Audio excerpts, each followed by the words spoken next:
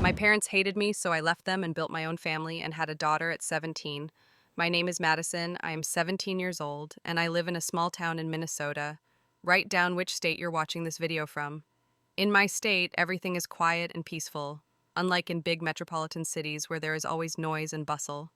I don't like how in big cities people are always in a hurry and going somewhere without paying attention to each other. In my city, everything is different. Here you feel like in a family. Everyone knows each other, and everyone knows what is going on in the neighborhood. I was born and raised here. My whole life is Minnesota, forests, lakes, and snow in the winter. And even though I love nature and quiet, sometimes I feel like I'm stuck here like a cage. I dream of something bigger than this little life. Sometimes I think I could become someone, but to do that, I need to get away, learn something new, become independent. My parents, well, to be more precise, my mom and stepdad, always try to help me in life, but frankly speaking, they don't always understand me. My mom, Lisa, 51, works as a nurse at the local clinic. She once dreamed of a career as a doctor, but was never able to realize that dream because she had to provide for my brother and me, and as always, she ran out of money.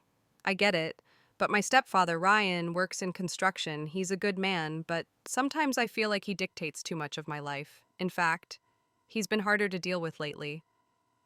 My mom always told me that I should finish high school, get a good job, and never be afraid of hardship.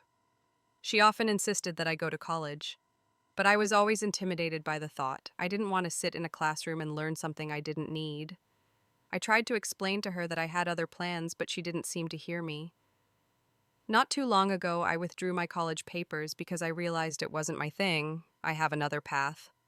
I want to open my own beauty salon, to become a master of eyelash extensions and sugaring. That's my dream. But when I told my mom about it, she was really upset and said I was ruining everything. She couldn't understand why I didn't want to follow her path. I started working as a waitress in a cafe to save money for my courses. I know it's temporary, but I have a chance to build my life according to my own scenario. And even if my mom doesn't agree, I'll do what I think is right. I also have a sister, Emily. She's 2 years older than me, but we don't get along very well. Emily used to set me up a lot when I was a kid, and my parents always believed her, no matter what she did. We don't socialize, and I don't really want to see her. Emily has a pretty questionable lifestyle. She works as a stripper, and I can't understand how she got to that point. She's older than me, she's 19, and supposedly she could get a normal job, but apparently she doesn't want to. My relationship with my stepfather is not the best either. I remember when he came into our lives when I was only 3 years old. At first he was nice, gave me toys, took me to the park, but then everything changed. He became aggressive, started yelling at me for any reason. I remember one time he hit me for taking his pillow away from the dog. I didn't understand at the subscribe to DeepL Pro to edit this document. Visit www.deepl.com Pro for more information. Time why he was acting like that. After all, it was just a minor incident. And when I asked my mom to leave him, she refused. She said she loved him and that they were happy. Now I'm trying to just live my life. Ryan often conditions me on how I should behave, what I should do, how I should talk. I'm getting tired of this control. But for now, I can't do anything about it because I live with them. I can't just walk away, especially since I have nowhere else to go. Right now, I am focused on building my life. It is important for me not only to become independent, but also to become happy. And for that, I need to take at least the first step. I didn't expect that our meeting with Ryan would change everything. At the time, I was just working at a coffee shop and he was a friend of one of my coworkers. We didn't think we'd become anything important to each other. But something in his eyes immediately hooked me. That night at the cafe was just like a normal night. I served tables, joking with customers, and trying not to think about what was going on in my life.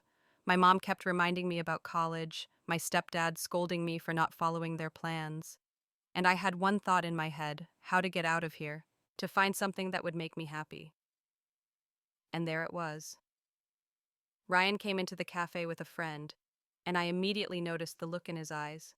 He was calm, but with some kind of inner fire. His face was serious, but his eyes, they spoke volumes.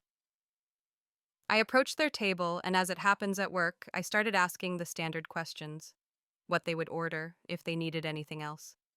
But when his gaze met mine, I felt something strange. We started talking, and the conversation wasn't boring as usual. Ryan didn't try to entertain me with idle talk. He spoke with interest, and his words made sense. Soon we started dating, and every time he was around, I could feel myself getting better. Ryan was a simple guy, college educated, wanting to be a chef, a dream he was going for even though life wasn't easy.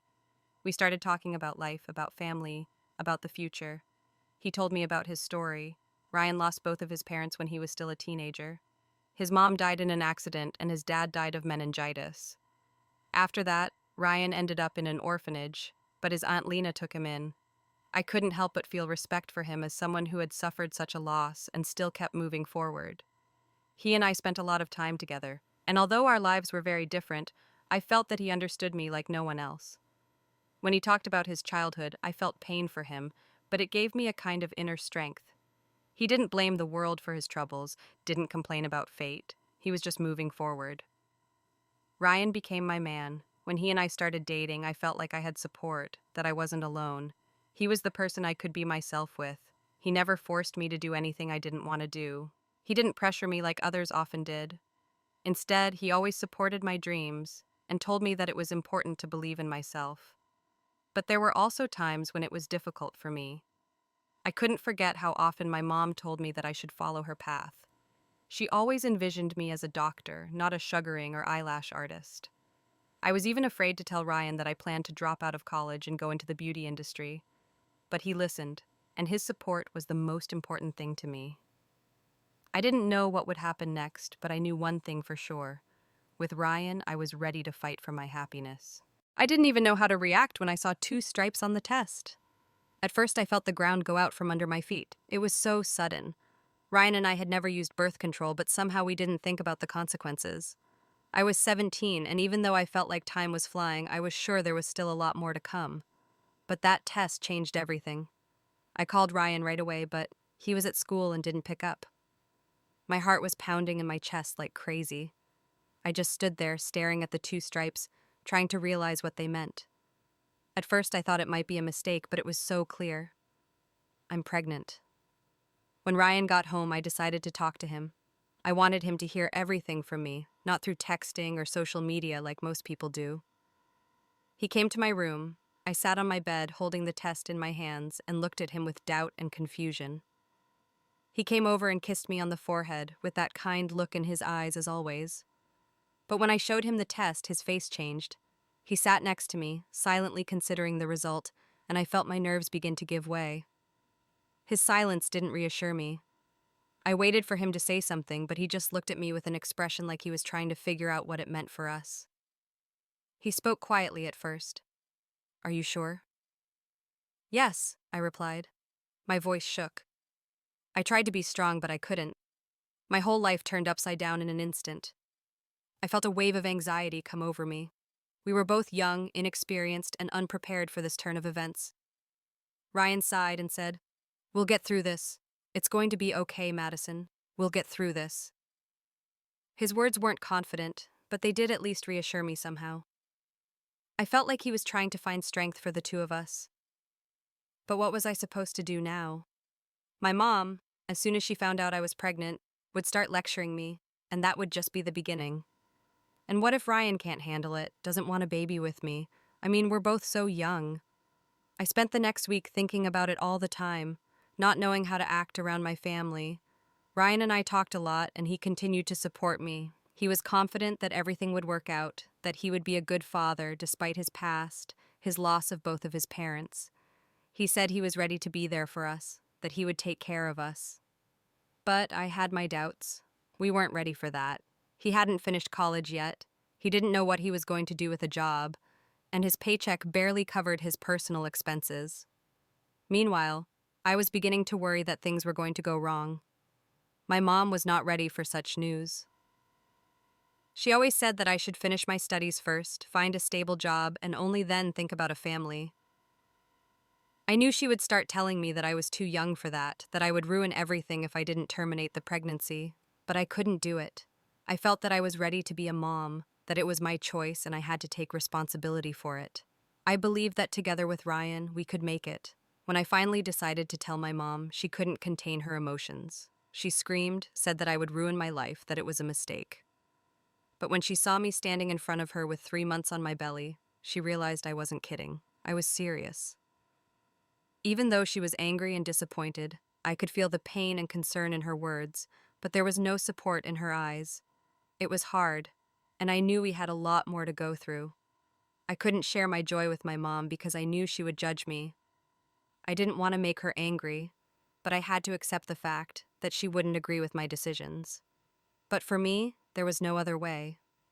I believed it would work out because Ryan was with me, and we were ready to take responsibility for this step. When I told Ryan about my pregnancy, his face became more serious, and I noticed him starting to realize the complexity of the situation as well. He said he would be with me, that we would be together, and even suggested we get married to be officially a family until the baby was born. I couldn't believe he made up his mind so quickly. I felt like he had the support I needed so badly. The waiting period was not easy.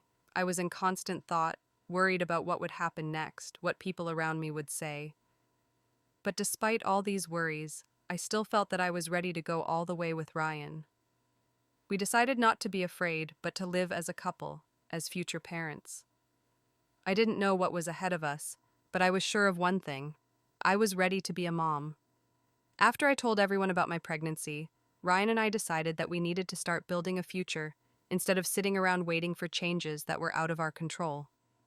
We started looking for an apartment where we could live as a couple, away from my parents and all the tension. I felt like I needed to create my own space where we could be a family, without the constant pressure and unnecessary questions. When we found a small house, not very expensive but quite cozy, I felt a new chapter in my life coming on. Ryan and I ended up getting an apartment in a small neighborhood where people usually know each other, but at the same time, no one would interfere too much in your life. It was the perfect place for us. Even though there wasn't enough money for everything, it was important for us to be together and start living our lives by our own rules. The apartment was small, but it didn't matter to us at all. It was our place where we could organize our lives. Ryan, despite his silent nature, was determined. He said he would work hard, that everything would definitely work out. I knew he wasn't lying, that he was actually willing to fight for us. But the fear remained. We were both still so young, and I didn't know how seriously he would take the responsibility that was now upon us. Every day I felt more and more that this house was starting to be not just a new life, but a real struggle. Ryan started looking for work and finally got a job as a longshoreman, which didn't pay much, but it gave us some stability. I decided to work too, but not at the coffee shop anymore. I needed something more than just waitressing to be sure of my future.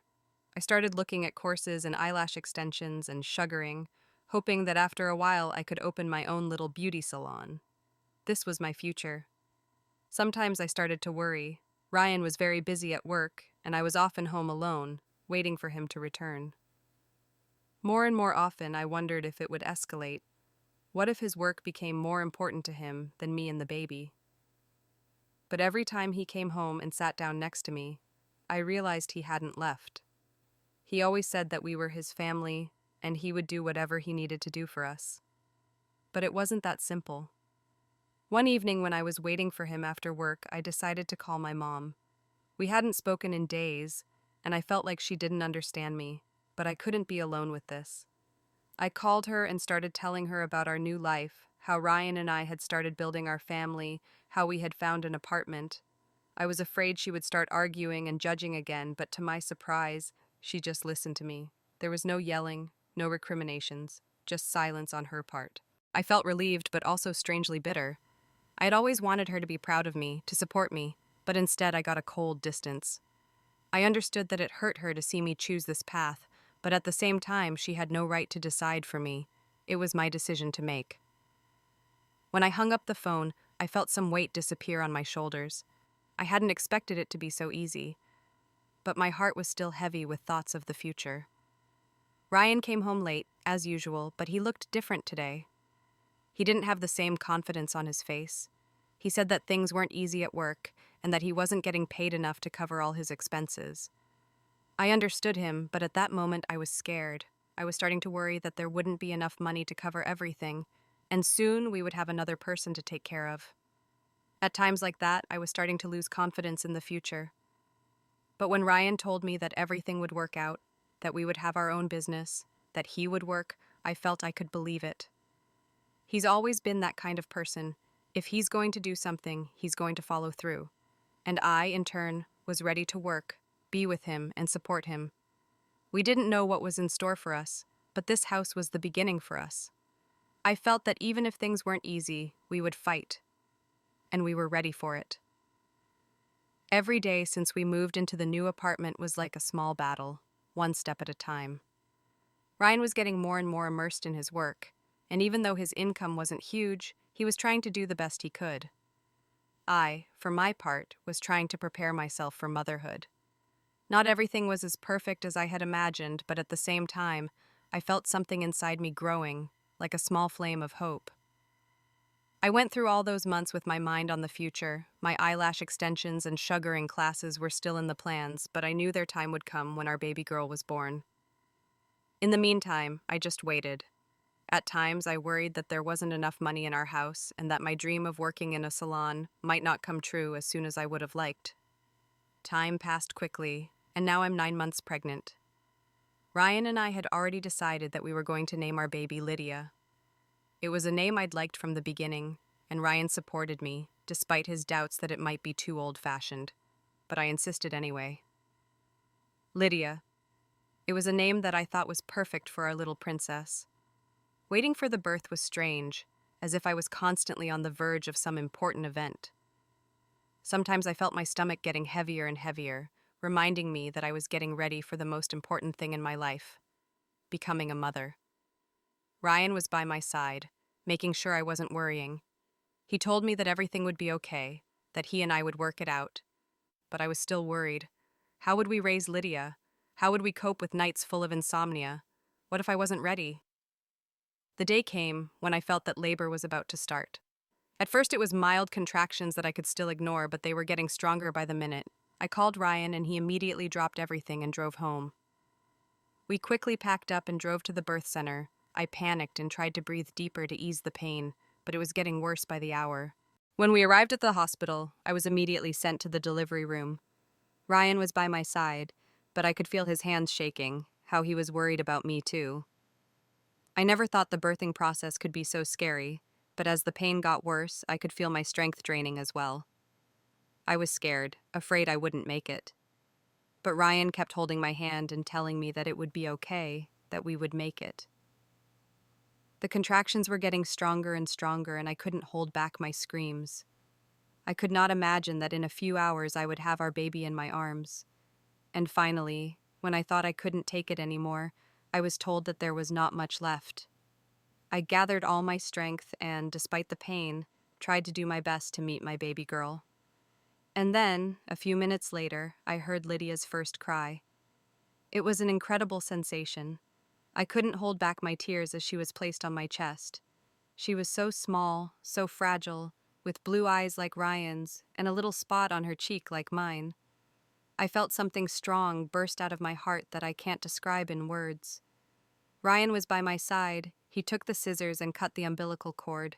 We looked at our baby girl, and I knew this was our future. In that moment, I realized that it didn't matter how many hardships came along the way. Ryan and I were a family now, and Lydia was our love, our everything. I was in the hospital for a few days, and during that time, Ryan and I couldn't take our eyes off our baby girl. We were already discussing how we were going to raise her, what books to read, what she needed. Everything that was before seemed so far away, such petty problems. Now only one thing was important, our family. I was happy. Even though there were still challenges ahead of us, I felt that with Ryan and Lydia we would make it through. We'd be together, and that was enough. After Olivia was born, our lives with Ryan changed drastically. Everything became more real. He and I became not only a couple, but parents as well, and the responsibility that came with it was overwhelming. Ryan started looking for a job, as promised, and he was finally able to get a job at the railroad.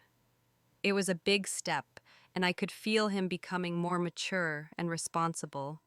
He said that he would definitely work for us now, that we would have stability, and I believed him.